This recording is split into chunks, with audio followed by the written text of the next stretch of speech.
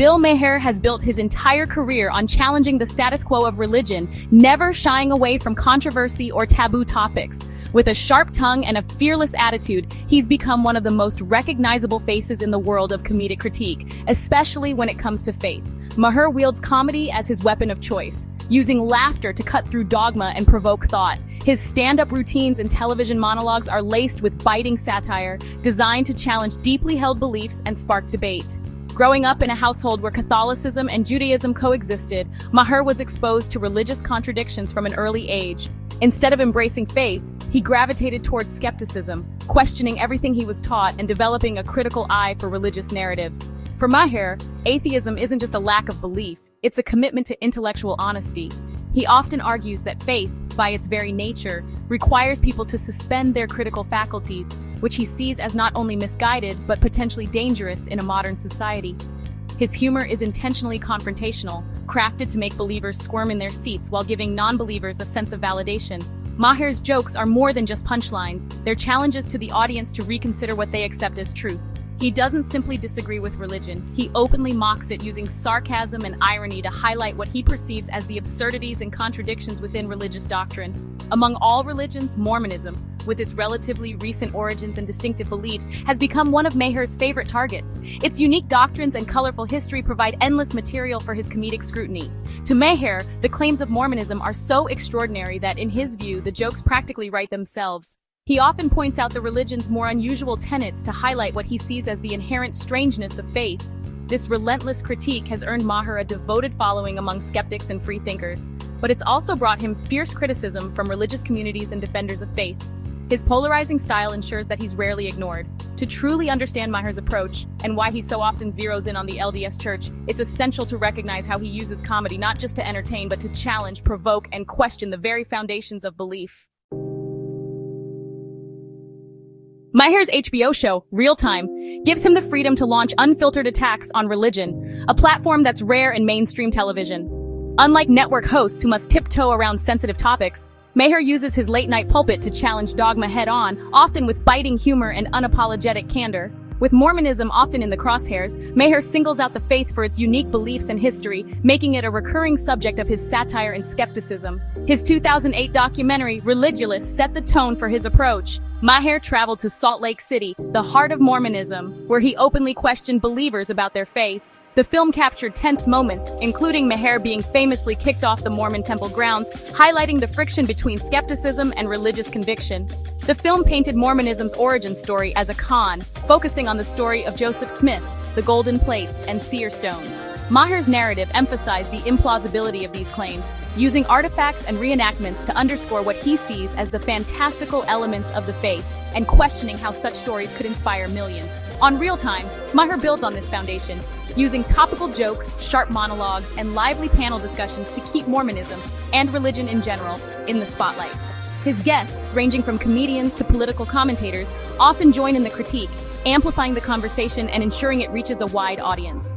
This two-pronged approach, documentary deep dive and weekly satire, ensures his critique stays central to his public persona. By blending investigative filmmaking with the immediacy of live television, Maher crafts a relentless, ongoing examination of faith's role in modern society. For Maher, Mormonism is the perfect example of faith gone off the rails, a case study in how extraordinary claims can become mainstream, and a reminder of the power and pitfalls of belief in the modern world. Maher skips theological nuance and goes straight for the most mockable aspects of Mormonism. He lampoons temple garments as magic underwear, reducing sacred symbols to punchlines.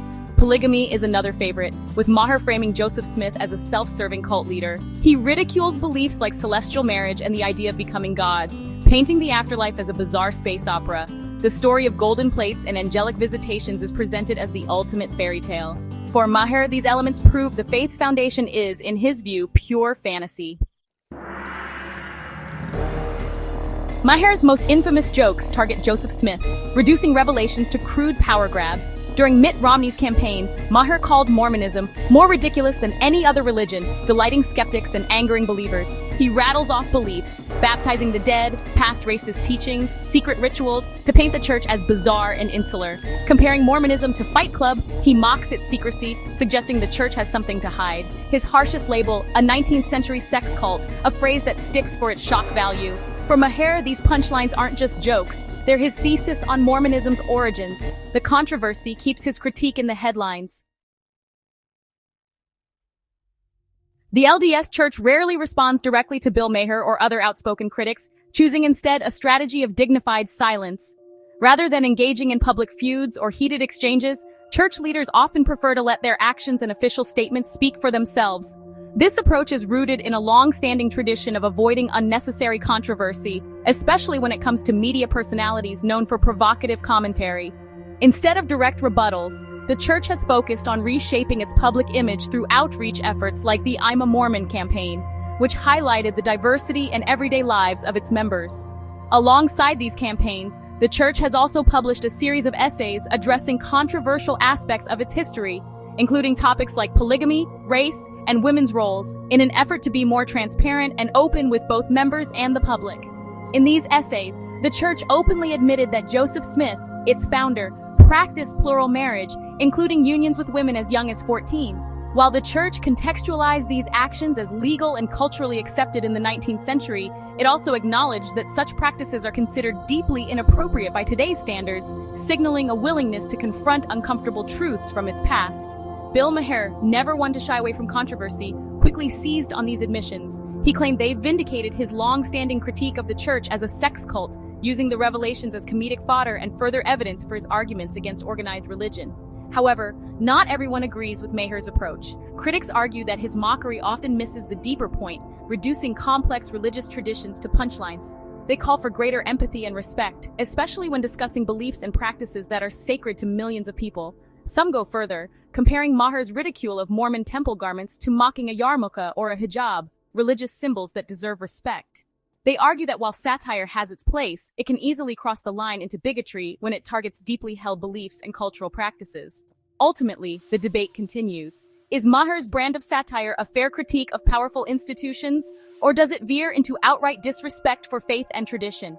The answer often depends on where you stand, and the conversation shows no signs of slowing down.